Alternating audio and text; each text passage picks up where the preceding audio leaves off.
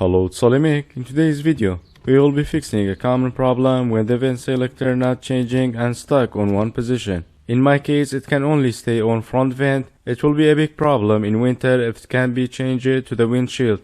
Then you will end up with foggy windshield. This is a common problem with these Nissan Kick models, and the fix is very easy. We can access to the vent changing mechanism from the glove box. There are 4 Phillips screws holding the cover, and we will remove it like this. The vent changing mechanism is located here. When we try to change the vent selector, here is what is happening. This plastic nap has to be in this area. When we twist the selector, this plastic nap has to be slid in this area. And now it's limiting the movement because it's dislocated. And all we have to do, put it back in this slider just like this.